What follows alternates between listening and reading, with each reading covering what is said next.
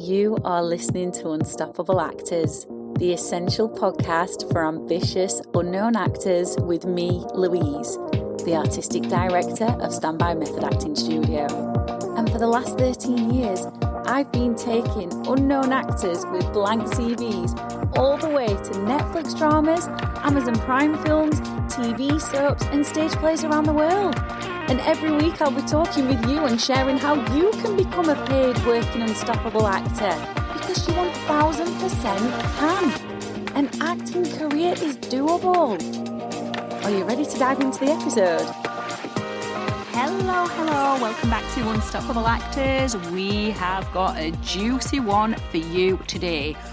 We are exploring something every actor knows too well, and that is, drumroll, feedback. Because let's be honest, actors love feedback. We want it after every audition. We want it after every scene, every class, every performance. But the problem is, when it's always the same feedback, it stops being helpful. You know what the issue is because you've been told it multiple times, but you don't know how to actually change it. And then you end up stuck in this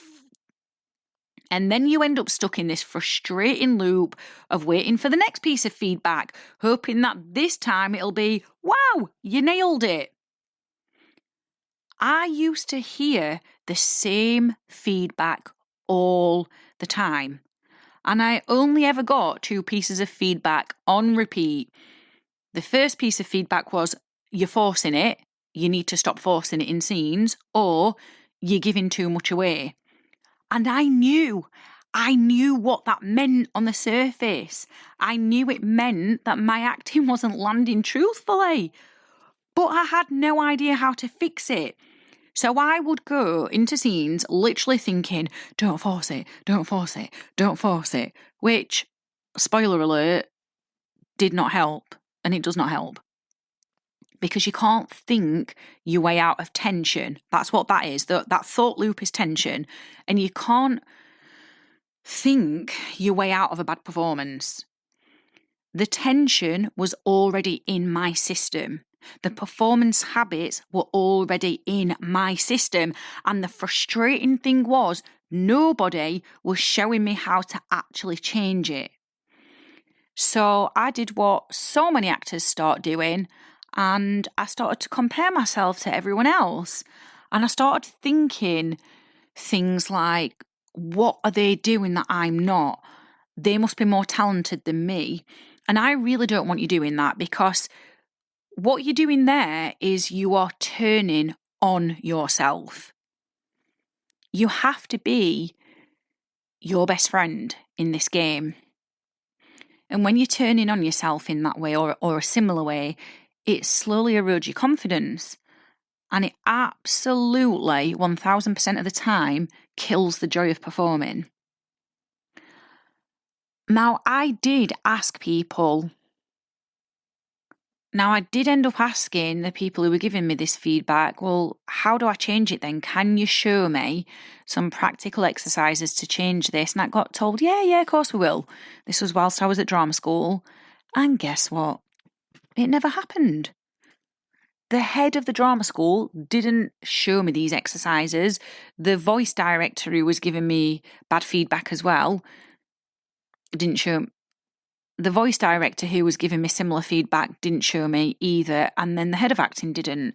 So I felt like a lost cause because I'd been proactive and asked for help, didn't get anywhere. I turned in on myself.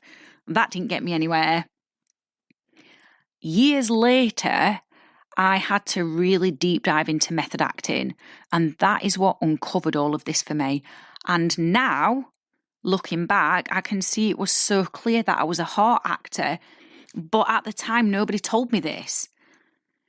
So when I retrained in method acting, that made everything click into place for me, and I just thought, oh, that feedback wasn't random, it was a pattern.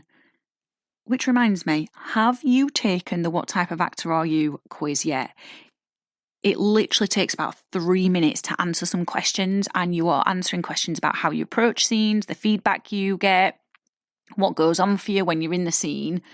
And at the end of it, you'll find out whether you're a head or a heart actor, and you will get really clear feedback on your acting style. Plus, I will show you how to change this. And if you want help after the quiz, I will give you the exercises to actually shift all of this, because there's no point in getting the feedback and then not knowing how to change it. So that opportunity is there for you. I've left the link underneath where you've hit play, or you can go to tinyurl.com/which actor are you. Let's get back into it. Because feedback is actually trying to tell you something very, very, very specific. We need to break it down. So if you're a heart actor like me, you're usually going to hear things like, you're doing too much, it was too big, you peaked too early in the scene, it felt like it was getting out of control, you're forcing, you're pushing. Similar feedback to that is what you will hear.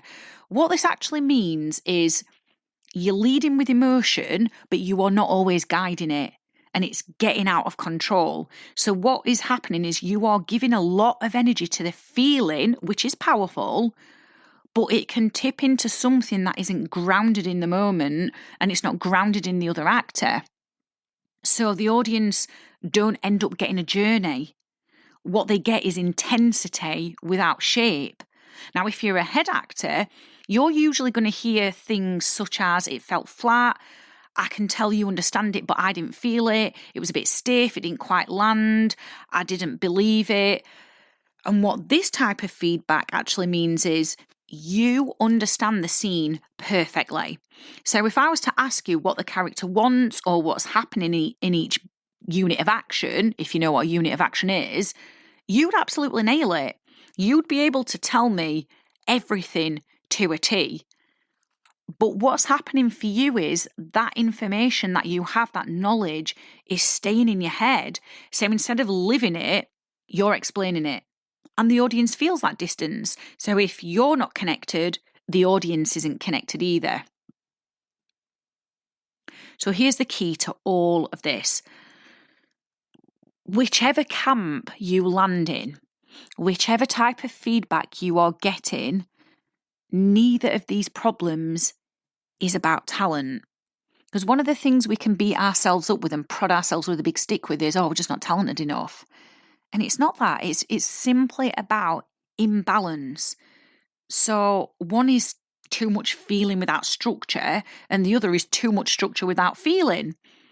And the truth of all of this is great acting lives in the middle.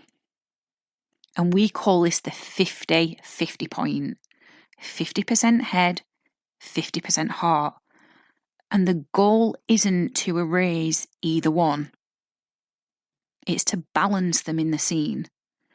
So if you are a heart actor like myself, heart actors need to learn the lesson of dipping into the structure and the clarity. And if you're a head actors need to dip into the emotion and the instinct. And as I was sort of prepping this episode, I was like, yeah, the head actor needs to dip the toes into this and the heart actor needs to dip the toes into that. And it sounds a bit funny. I'll cut that bit. In method acting, we use a really, really, really simple triangle to support this. Our method acting triangle, as all triangles do, has 3 points. The very first point is relaxation. The second point is concentration. And the third point is imagination. So the process is this. It's the same whether you are a head actor or a heart actor. You relax first, so your system drops tension. Then you concentrate, so you become available to the present moment and all of the gifts that are contained inside the present moment. And then that opens up your pure imagination so the truth can come through. And here is what I see all the time when I am coaching actors. Head actors resist emotional work at first because it feels vulnerable, it feels different. And heart actors resist the script analysis because it feels boring. But once they step into it properly, everything changes and it opens up a whole new world for them. Because both the head and the heart actor realise it's not about personality, it's not about preference, it's about access. Access to the truth of the character, access to the truth of the story. So the next time you get feedback, instead of thinking, what am I doing wrong? Start asking, what is this actually pointing to in my performance patterns? Because now you know it's not random. It's either a head imbalance or a heart imbalance, and both of them are fixable. And that is so exciting.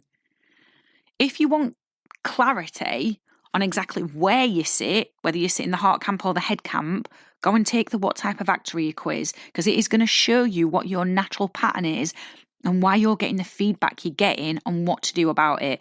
Plus, if you want to take things further after the quiz, you will get the exercises that you need, whether you're a heart or a head actor, to start shifting things straight away. The link is in the description. It's directly underneath where you've hit play. Or you can go to tinyurl.com/which actor are you. Go and make your next performance your best performance yet, because you are more than capable of that. And I'll see you in the next episode.